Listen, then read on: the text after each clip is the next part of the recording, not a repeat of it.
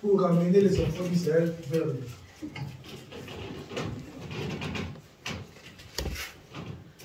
Nous verrons plus tard qu'Élie a commencé à détruire tous les faux dieux que les enfants d'Israël adoraient. Comment Élie détruisait ce Dieu? Élie les amenait dans son territoire. Son territoire, c'était le mont Carmel. C'est là où Élie était allé à la rencontre du vrai Dieu. C'est là où Élie allait dresser ses autels. C'est là où Élie allait parler avec Dieu. Et c'est là où Dieu parlait avec Élie. C'était le territoire d'Élie. C'était son lieu de rencontre, le lieu de rencontre entre Élie et Dieu. Alors qu'est-ce que Élie faisait? Il amenait le faux Dieu là, dans ce lieu de rencontre. Pour leur lancer des défis, vous croyez que vous êtes des dieux, alors élevez votre autel. Moi aussi, j'élèverai mon autel. On verra si sur l'autel de qui le Dieu descendra, sur l'autel de qui notre Dieu se manifestera. C'est ce qu'Élie faisait. Il détruisait les faux dieux que les enfants d'Israël adoraient pour leur démontrer que le Dieu que lui il adore, c'est le vrai Dieu. Ici, nous voyons l'alliance entre Élie et Dieu. Bien-aimé, pourquoi Dieu a choisi Élie? Dieu a vu la disposition du cœur. Bien-aimé, la disposition de notre cœur doit être en premier lieu avant nos sacrifices financiers et corporels. Quand tu as un cœur de méchanceté, Dieu ne pourra pas te choisir. Quand tu as un cœur tourné vers les autres, pour avoir l'amour des autres, pour aider les autres, pour penser au bien des autres, c'est en ce moment-là Dieu peut t'utiliser, comme il a fait avec Élie. Dieu a vu la disposition du cœur d'Élie. Que Élie était prêt à tout, jusqu'à mourir, pour que les enfants d'Israël abandonnent les faux dieux. C'est comme ça qu'il a utilisé Élie. Et Élie a rempli ça. Élie a détruit les faux dieux. Élie a ramené les enfants d'Israël vers la l'alliance avec les vrais dieux. Nous voyons ici, l'Éternel a utilisé le corbeau pour nourrir Élie. Ça veut dire que quand Dieu t'envoie à une mission, quand Dieu te donne une mission, quand Dieu te donne un mandat, ne te soucie pas où je vais dormir, où je vais mourir. Ici, nous voyons les corbeaux. Le corbeau sait où est-ce que le corbeau a trouvé la nourriture. Il a volé quelque part.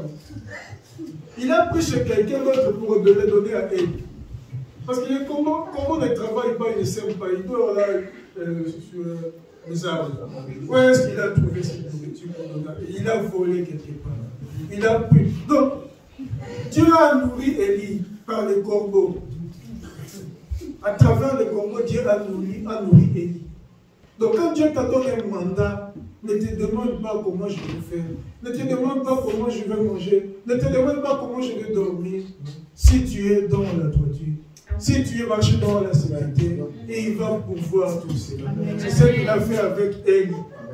C'est le corbeau qui a nourri Élie. Bien-aimé, tu dois identifier ton royaume. Tu dois identifier ton territoire. Quel est ton territoire? Ton territoire, ça peut être ton travail. Ton territoire, ça peut être ton mariage. Ton territoire, ça peut être ton fiançailles. Ton territoire, ça peut être ta famille que Dieu t'a donné sur cette terre. Tu dois d'abord identifier en ce moment précis qu'est-ce que Dieu t'attend de toi. Qu'est-ce que Dieu te demande de faire en ce moment pour cette année. Quelle est ta mission pour cette année? Qu'est-ce que Dieu te demande de faire cette année? Quel est ton territoire? Le territoire d'Élie, c'était le mont Carmel. Bien aimé, toi, quel est ton territoire? C'est ton travail, c'est ta famille, c'est ton mariage. Quel est ton territoire? Si tu ne connais pas ton territoire, comment tu vas le protéger? Parce que tu ne connais même pas ton territoire.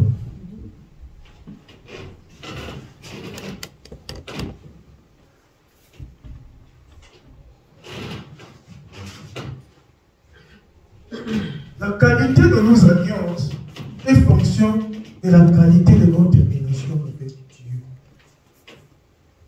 Élie marchait dans la crainte de l'Éternel Élie avait le cœur disposé pour les autres.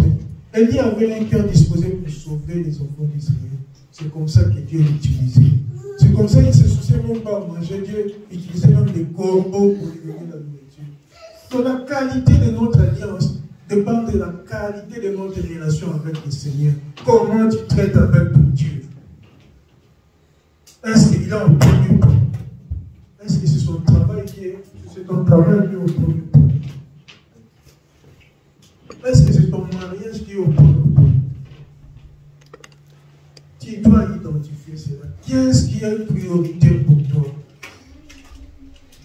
Parce que la qualité de ta marche, la qualité de ton comportement va déterminer ton alliance avec Dieu.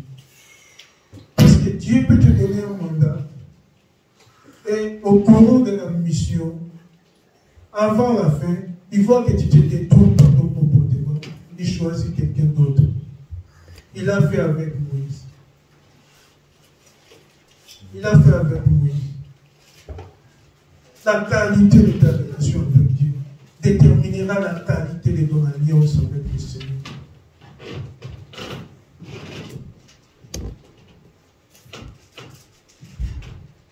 Oui, bien aimé, le sacrifice pour semence représente nos actes de foi. C'est qu'avec l'alliance, ce sont nos sacrifices. Nos sacrifices, comme je dis, ça peut être corporel, c'est ton comportement. Ça peut être aussi financier, tu aides à l'avancement de l'œuvre de Dieu. Tes sacrifices peuvent être aussi financiers. Tu aides à l'avancement de l'œuvre de Dieu. Dieu se souviendra de toi. Amen. Tu peux être dans une situation de mort où les hommes attendent ton mort, où les hommes attendent ta fin. Dieu va te souvenir de toi. Il va se souvenir à ce monsieur ici, cette femme ici. Il aide à l'avancement de mon œuvre. Je ne peux pas le dire.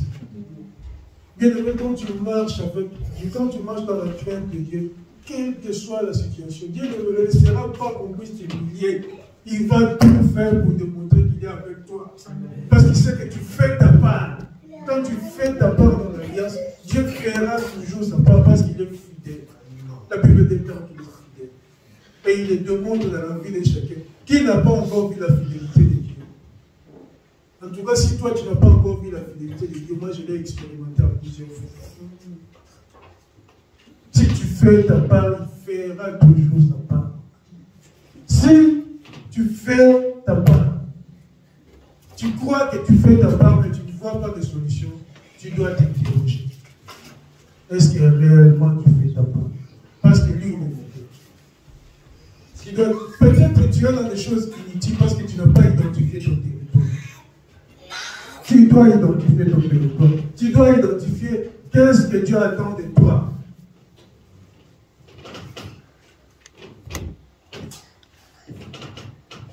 Il faut avoir une référence. Notre référence est Dieu. Notre référence c'est quoi? C'est notre alliance. Tu verras à Dieu, souviens-toi de l'autel. Souviens-toi de nos semences. Ta parole de Dieu déclare dans tel chapitre, dans tel verset. C'est ça notre référence. Tu as les Écritures dans ta tête. Tu as l'habitude de lire la Bible. Quelle est la place de la Bible dans ta vie? Quelle est la place de la parole de Dieu dans ta vie? Sinon, tu n'as pas de référence. Tu n'as pas de référence. Moi, je vais dire, Exode 23, 22. Tu as dit, Seigneur, tu feras de mes ennemis tes ennemis. Tu as dit, Seigneur, tu feras de mes adversaires tes adversaires. Et toi, tu vas déclarer quoi? Si tu ne connais pas la parole, tu n'as pas de référence. Devant l'ennemi, tu n'as pas de référence. Tu peux s'aimer, le diable viendra pour récupérer ses mains. Le diable viendra pour te dérober. Parce que tu n'as pas de référence. Devant le diable, tu vas dire quoi? Si tu ne connais pas la parole de Dieu, tu n'as pas de référence.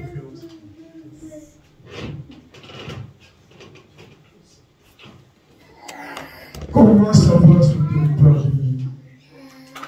Comment savoir, comment te connaître son territoire? C'est en interrogeant le Saint-Esprit. Élie recevait les instructions directement de Dieu. Dieu lui parlait directement. Et Dieu nous a donné le Saint-Esprit aussi pour nous parler. Tu dois être à l'écoute du Saint-Esprit. Le Saint-Esprit peut te parler à travers des songes. Il ne faut pas négliger ces songes, bien-aimés. Le Saint-Esprit peut te donner des instructions immédiatement là, par un songe. Et toi, Seigneur, que tu dis, ah, c'est un songe, je dors. Et demain matin, là, tu es surpris. Tu dois être éveillé. Il ne faut pas négliger ce songe. Moi, par exemple, bien évidemment, quand je parle souvent de la parole de Dieu, je donne souvent des exemples personnels. Certains peuvent croire que c'est le orgueil. Non, non, non. Ce n'est pas de l'orgueil. Parce que tu ne connais pas Élie, tu n'as pas vécu avec Élie. Tu ne connais pas Joseph, tu n'as pas vécu avec Joseph. Tu ne connais pas David, tu n'as pas vécu avec David. Mais moi, tu connais. Tu me connais, on vit avec toi. C'est pour ça que quand je parle de la parole de Dieu, je donne souvent des exemples personnels pour que tu puisses comprendre que ce ne sont pas des histoires, c'est la réalité. Moi, par exemple, je fais un rêve la nuit du dimanche à lundi, le même rêve 2 fois. Première fois, je n'ai pas prié. Je dis, c'est un rêve. Oh, même nuit, deux fois, la même chose. Je dis, ah, ça, je dois me lever. À 3 heures, je me lève, je prie. Lundi, dans la journée, je suis seulement j'entends. Ce que j'avais rêvé, c'est ce qui se passait le lundi. Moi, j'ai prié à 3h30. Ça devait se passer le même jour-là, le lundi. J'ai prié, j'ai pleuré pour changer ça. Bien aimé, il ne faut pas négliger ce songe. Il ne faut pas négliger ce songe. Élie recevait des instructions de Dieu. Directement, il ne nous parlait pas. Nous avons dit ici comment il dit, va chez cette femme-là, il va te donner le pain. Va là-bas, va là-bas. Mais nous, Dieu nous a envoyé le Saint-Esprit. Il faut être à l'écoute du Saint-Esprit. Il faut être à l'écoute du Saint-Esprit. Le Saint-Esprit nous parle à travers le songe. Le Saint-Esprit peut te parler directement. Le Saint-Esprit peut te parler directement, parfois comme toi et moi. Il ne faut pas croire que ce sont des histoires, non, c'est la réalité. Moi, j'en ai l'expérience à plusieurs fois. Dernièrement, nous étions à la veillée. Je ne peux pas y aller, nous avons une veillée de prière juste à samedi. Et nous étions en train de chanter. Pardon, Seigneur, pardon. Au même moment, il y a une pensée qui est venue à moi. Ah, si c'est comment dire, si c'est comment de telle personne qui est responsable de ça. Bien aimé, au moment où je pensais seulement comme ça, l'Esprit de Dieu m'a interpellé directement. Non, il ne faut pas dire ça. C'est moi qui ai permis cela. Bien aimé, j'ai rigolé seulement. Les gens peut-être m'ont vu rigoler, n'ont pas compris pourquoi j'ai rigolé. Il m'a dit, c'est moi qui ai permis cela. Bien aimé, il faut être à l'écoute du Saint-Esprit. Le Saint-Esprit parle toujours. Le Saint-Esprit peut te parler à travers le prophète. Le Saint-Esprit peut te parler à travers les enseignements bibliques. Le Saint-Esprit parle. Élie recevait les instructions de Dieu directement. Et toi, c'est le Saint-Esprit qui est là pour t'instruire.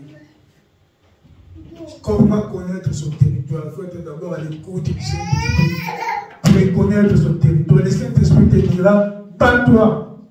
Ici, là, c'est pour toi. Bats-toi. Ici, là, c'est ton territoire. J'allais chercher un travail. Je suis arrivé là-bas. On m'a dit, oui, je pense qu'on a besoin de quelqu'un. Je pars, on m'a dit, viens le soir. Je viens comme ça, le chef n'est pas là. Donc, on m'a dit, viens demain matin. J'arrive encore, le chef n'est pas là. Je dis, non, ici, là, c'est mon territoire. Il faut identifier ton territoire. Sinon, tu vas errer. Tu vas passer le temps dans des choses inutiles. Tu dois identifier qu'est-ce que Dieu attend pour toi. Tu dois identifier ton territoire. Et le Saint-Esprit a pour de nous aider à identifier ton territoire. Le Saint-Esprit a de nous instruire où se trouve ton territoire. Qu'est-ce que Dieu attend de toi cette année? Qu'est-ce que Dieu attend de toi sur telle chose, sur telle personne? C'est ça le rôle du Saint-Esprit. Comment identifier son territoire? C'est par nos talents aussi. Dieu peut te donner un talent, un don. Tu peux dire à partir de là, ça c'est ce que Dieu m'a donné. Ça c'est le territoire que Dieu m'a donné. À partir du talent. Dieu peut te donner un talent vocal par la voix, tu chantes bien. Et tu dois, la mission que tu as pour lui, c'est d'adorer le Seigneur. Dieu peut te donner talent. Comme votre frère chante et joue bien la guitare, c'est un talent que Dieu veut. C'est son territoire, il doit le protéger. Tu as un talent, quel est ton talent? Tu dois identifier tes talents. Qu'est-ce que Dieu t'a donné? Alors, je ne dis pas qu'il s'est limité là. Il a d'autres talents que Dieu lui a donnés. C'est ça, ce sont tes territoires. Qu'est-ce que Dieu t'a donné? Quels sont les talents que Dieu t'a donnés? Quel ton territoire? Tu dois identifier cela. Élie avait son territoire sur le mont Carmel. C'est là où ils amenaient ce prophète de Baal. C'est là où ils amenaient ce faux Dieu. Il a démontré que le Dieu que lui, il amène les enfants d'Israël, c'est le vrai Dieu. Quel est ton territoire? Le Saint-Esprit est là pour t'aider à identifier ton territoire. Le talent que Dieu t'a donné peut te faire comprendre que c'est ça aussi mon territoire.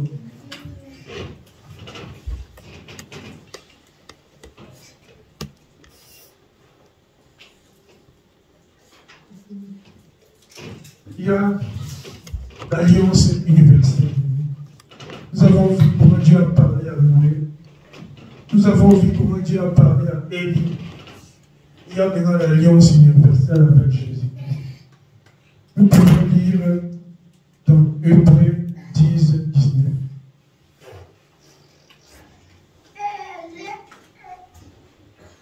Pardon, mais d'abord Hébreux 12, 24. Pardon? Hébreux 12, 24. EP. Hébreux. Hébreu. Hébraïa. Hébreux 12, 24.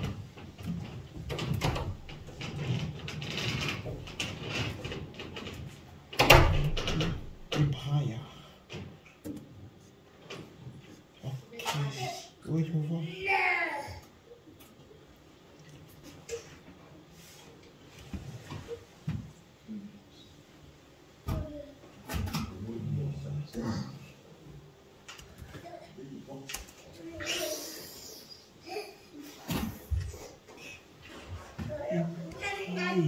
Viso disconforme.